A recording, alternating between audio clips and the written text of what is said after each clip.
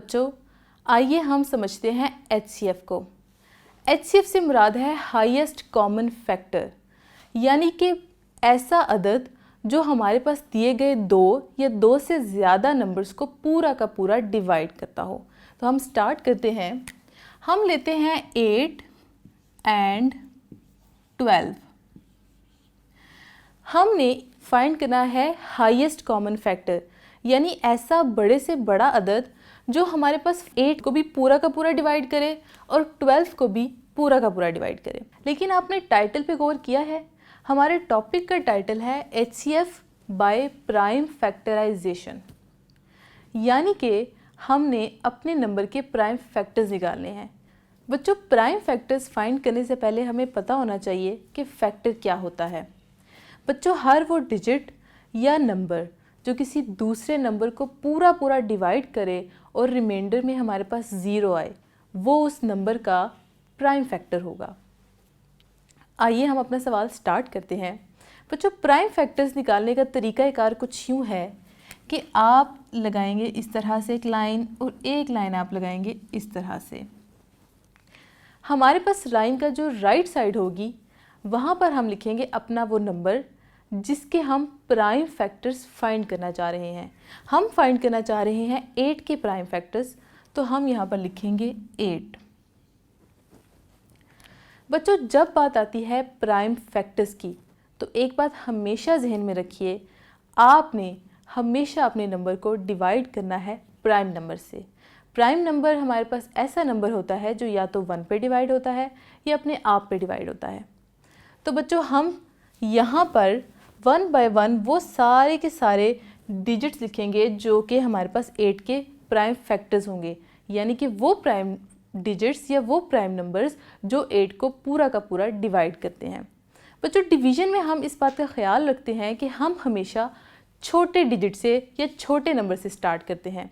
हम जानते हैं कि प्राइम नंबर्स में हमारे पास जो सबसे पहला छोटा नंबर है वो है 2, तो हम 8 को 2 से डिवाइड करते हैं। बच्चों, जब हम 8 को 2 से डिवाइड करते हैं तो हमारे पास आंसर आता है 4। हमारे पास जो आंसर आता है उसको हम लिखते हैं यहाँ पर। हमारा एक स्टेप यहाँ कंप्लीट हुआ। अब हमने मूव करना है अगले स्टेप पे। हम क्या करेंगे, यहाँ फिर से एक लाइन लगाएंगे। चूँकि हम फाइंड कर रहे हैं प्राइम फैक्टर्स, तो हमने अपने नंबर को प्राइम नंबर्स के साथ तब तक डिवाइड करते जाना है जब तक हमारे पास वो नंबर पूरा का पूरा डिवाइड हो जाए। अब हम देखेंगे कि 4 का प्राइम फैक्टर क्या है। हम ये भी जानते हैं कि जब हमने डिवाइड करना है तो हमने हमेशा छोटे वाला नंबर सेलेक्ट करना है। तो प्राइम नंबर्स का सबसे छोटे वाला नंबर है 2। तो देखते हैं कि 2 4 को कैसे डिवाइड करता है।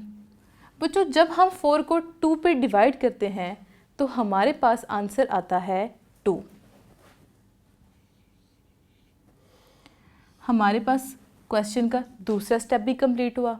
अब हमारे पास है 2 को भी हमने किसी ऐसे प्राइम नंबर के साथ डिवाइड करना है कि हमारे पास पूरा का पूरा 2 डिवाइड हो जाए या कोई सूटेबल नंबर आए। बच्चों, हम ये भी जानते हैं कि हम प्राइम फैक्टर्स निकालते हुए सबसे पहले देखते हैं अपने सबसे छोटे वाले प्राइम नंबर को। प्राइम नंबर्स में हमारे पास सबसे छोटा वाला नंबर है 2। तो आइए देखते हैं कि जब हम 2 को 2 से डिवाइड करते हैं तो क्या होता है। बच्चों, जब हम 2 को 2 से डिवाइड करते हैं तो हमारे पास आंसर आता है 1। यहाँ पर आप कंफ्यूज हो रहे होंगे कि फैक्टर के बारे में तो हमने ये पढ़ा था कि फैक्टर ऐसा नंबर होता है जो किसी दूसरे नंबर को पूरा का पूरा डिवाइड कर दे और हमारे पास रिमाइंडर आए 0। तो बच्चों, एक बात का ख्याल रखिए, इस स्टेप से नीचे यहाँ से लेकर यहाँ तक जितने भी नंबर्स हैं ये है हमारा कोशेंट। असल में अगर देखा जाए तो हमारा जो रिमाइंडर है वो 0 ही है, यानी कि हमारे पास 2 ने 8 को पूरा का पूरा डिवाइड कर दिया। बच्चों, यहाँ पर हमारा एक काम ख़त्म हुआ। हमने 8 के प्राइम फैक्टर्स कैलकुलेट कर लिए। अब हम अपने 8 के प्राइम फैक्टर्स को एक साइड पे लिख लेते हैं ताकि हमें कोई कन्फ्यूजन ना हो। प्राइम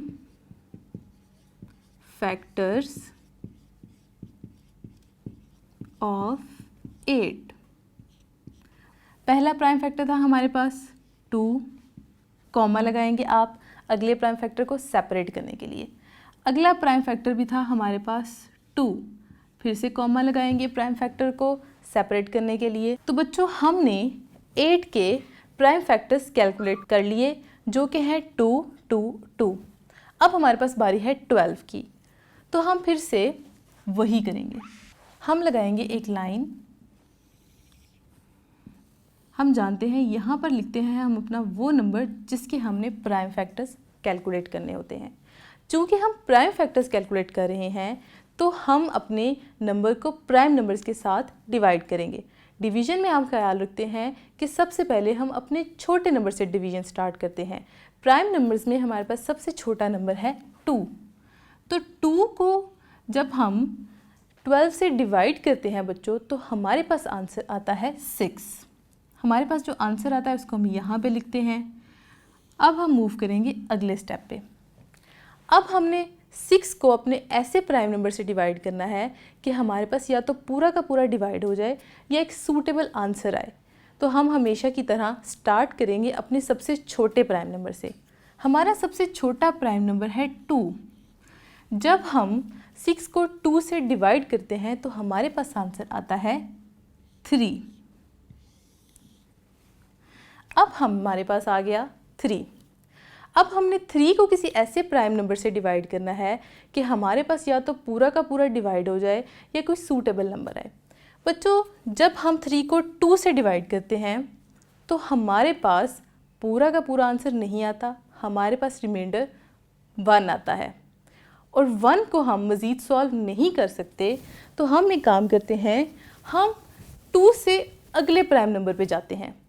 क्या हमारे पास 2 के बाद कोई और ऐसा सूटेबल प्राइम नंबर है कि जिससे हम अपने नंबर को डिवाइड करें तो हमारे पास पूरा का पूरा आंसर आए या कोई सूटेबल आंसर आए? बच्चों 2 से अगला प्राइम नंबर है 3। जब हम 3 को 3 से डिवाइड करते हैं तो हमारे पास आंसर आता है 1। हम ये भी जानते हैं कि फर्स्ट स्टेप के बाद हमारे पास आते हैं सारे के सारे क्वोशंट्स। एंड में आपका कॉन्सेप्ट क्लियर करने के लिए मैं आपको एक चीज़ डिटेल से बताती हूँ। जब हम 3 को 3 से डिवाइड करते हैं तो हमारे पास आंसर आता है 1। 3 को हम कुछ इस तरह से डिवाइड करते हैं, 3 डिवाइडेड बाय 3, 3 1s होता है 3। 3 को जब हम 3 में से माइनस करते हैं तो हमारे पास रिमाइंडर आता है 0। तो बच्चों ये जो 1 होता है इसको हम लिख देते हैं यहाँ पर, और जिस नंबर से हम डिवाइड करते हैं उसको हम लिखते हैं यहाँ। तो अगर आप देखें तो हमारे पास हकीकत में रिमाइंडर आ रहा है 0। तो आपने कभी भी यहाँ पे कंफ्यूज नहीं होना। अब बच्चों हम 12 के प्राइम फैक्टर्स निकाल चुके हैं, तो हम 8 की तरह 12 के प्राइम फैक्टर्स को भी यहाँ पर लिख लेंगे। प्राइम फैक्टर्स ऑफ 12 आर, पहला प्राइम फैक्टर है 2, कॉमा लगा के हमने अपने दूसरे प्राइम फैक्टर से इसको सेपरेट किया। हमारा दूसरा प्राइम फैक्टर भी है 2, कॉमा लगा के हमने इसको अपने तीसरे प्राइम फैक्टर से सेपरेट किया। तीसरा प्राइम फैक्टर है हमारे पास 3। तो बच्चों यहाँ पर हमारे क्वेश्चन का एक स्टेप हो गया मुकम्मल। हमने 8 और 12 के प्राइम फैक्टर्स निकाल लिए। अगला स्टेप है इनके कॉमन प्राइम फैक्टर्स निकालना, यानी कि कॉमन फैक्टर्स ऑफ 8 एंड 12। बच्चों उसमें हमने ये करना होता है कि हमारे नंबर्स के जो फैक्टर्स कॉमन आ रहे होते हैं हमने उन्हें सेपरेट करना होता है। आप देखिए, अगर हम पहला फैक्टर देखें, पहला फैक्टर 8 का भी है 2, 12 का भी है 2। इसको सेपरेट करने के लिए हम इसको इस तरह से एक ओवल सा सर्कल बना देंगे। पहला फैक्टर हमारा सेपरेट हो गया। अगले फैक्टर की तरफ जाते हैं। अगला फैक्टर 8 का है 2 और 12 का अगला फैक्टर भी है 2। दोनों कॉमन है, दोनों को हम करेंगे सेपरेट इस तरह से एक ओवल सा सर्कल लगा के। अब हम देखते हैं कि 8 का अगला फैक्टर क्या है। 8 का अगला फैक्टर है 2 और 12 का अगला फैक्टर है 3। बच्चों ये फैक्टर्स कॉमन नहीं हैं। हम क्या पढ़े हैं? Highest common factor. तो हमने सिर्फ वही फैक्टर लेने हैं जो हमारे नंबर्स में कॉमन हो। यहाँ पर हमारे नंबर्स में 2 और 2 कॉमन फैक्टर हैं। बच्चों इस स्टेप में जो फैक्टर्स हमारे पास कॉमन आ रहे हैं हम उन्हें एक मर्तबा लिख लेंगे। अब हमारे पास बचा है आखिरी स्टेप। आखिरी स्टेप में है हमारे पास प्रोडक्ट ऑफ कॉमन फैक्टर्स। बच्चों आपने प्रोडक्ट के लफ्ज़ से कंफ्यूज नहीं होना। यहाँ पर प्रोडक्ट का मतलब है मल्टीप्लिकेशन। तो हमारे पास कॉमन फैक्टर्स 8 और 12 के कौन कौन से थे? 2। हमने क्या फाइंड करना है? उनका प्रोडक्ट यानी मल्टीप्लिकेशन।